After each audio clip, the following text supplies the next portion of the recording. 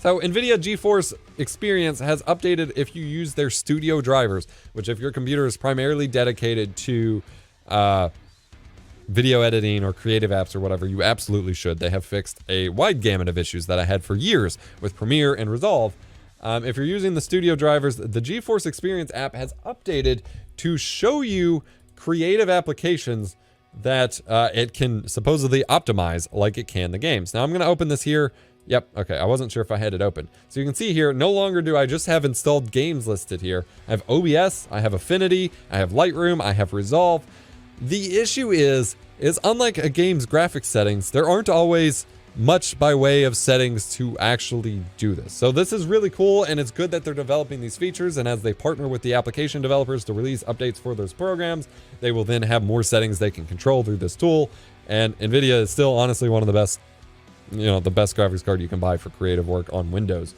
But if we go in here, realistically, we have, like for Resolve right here, we have 3 settings. GPU processing mode, make sure it's set to CUDA because I'm on an NVIDIA graphics card. Of course, that's done by default when it detects your card anyway. Turn on GPU for Blackmagic raw decode. Of course. And then specifically there's another setting for red decode, which I don't have set, but I don't use red files. So that's fine. Like realistically, it doesn't do anything. If we go in here to OBS, it will just change the current program, or current profile, I guess, to use NVENC instead of whatever else you have set. I don't use it for OBS. If we go in here to Lightroom Classic, apparently Lightroom Classic is detecting as not using GPU for display, image processing, or at all. And so I'm going to click Optimize, and it's going to turn those on. I thought I had those checked. Maybe I didn't. Maybe that explains some issues I've had. And then you come over here, enable OpenCL. Sure. I apparently didn't have that on for Affinity Designer. So it is changing settings that it thinks I don't have. Whether or not I actually have them, I'm not sure. And then you can see here I have like 50 entries for OBS. We have Streamlabs OBS. We have the Topaz AI upscaler stuff I'm using, but literally it's just selecting AI processor, NVIDIA GPU. Someone's suggesting Blender. I do have Blender installed and it is not showing up here. So currently they don't support that, I guess.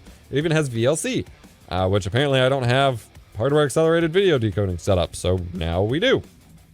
It even works with Twitch Studio, which again, just sets your encoder to NVENC. So I think the potential for this setting is high. I think they can work with programs to release updates that integrate more tightly and can do that. And overall, this is a great tool for people who don't want to mess with settings menus or who first install their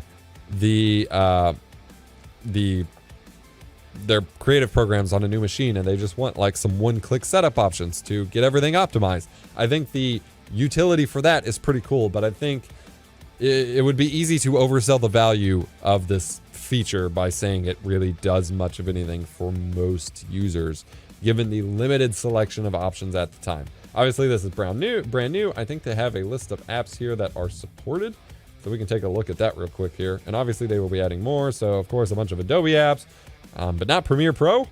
So we got Lightroom and Illustrator, basically. Bridge, who uses that anymore? We got a couple Affinity apps, Autodesk CAD stuff, Corel, Resolve, DxO apps, Nuke, that's impressive. Apps I don't recognize, ON1, Red Cine Pro, Streamlabs OBS, and then Topaz Labs. So not a huge list right now, but I think we will see more in time, and it will be exciting to see what they do with it at some point in time.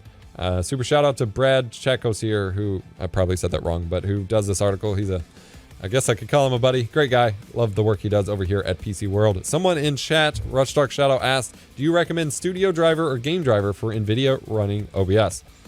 If you're doing game streaming and you play a bunch of like brand new games, you should probably stay on Game Ready just due to the optimization for like the brand new games as they come out. But generally speaking, most of my rigs, other than my dedicated gaming rig, run the studio drivers because they're released less frequently and they are, verified a lot more to be a lot more stable. So where you can get a quick game ready driver that starts causing crashes or other issues that then have to release a hotfix for, they haven't yet released a studio driver for that version, and they're waiting until everything is fixed up and more stable. And it seems to handle specific issues like VRAM allocation and things like that that I have run into with video editing and specific plugins and things like that a lot better. I spent a good couple years tracking down an issue with my Red Giant plugins where both in Premiere and Resolve, I would just start running into issues where it would say it's out of VRAM and couldn't perform the effect, or it would just outright crash, that I was blaming Red Giant for and then submitting feedback to NVIDIA for. And then I actually went to Windows at level 1 techs, and we used one of the Radeon 7 graphics card where you could use system RAM as VRAM, and we allocated like 128 gigs of VRAM to the graphics card, and that was sort of a workaround, but not an obviously very usable scenario. And then after all of that tracking, they released the studio drivers, and immediately that fixed my issue, and I've been on them ever since. But again, for brand new games, you generally want some of those driver optimizations as well. Someone said Premiere Pro needs a complete rewrite to support this. Given the minimal support in the other apps, that is not true, because it could turn on using CUDA and the Mercury decode, using hardware encoding in the H.264 settings. Like, there are settings it can enable, even if, it's not great. So, there's that.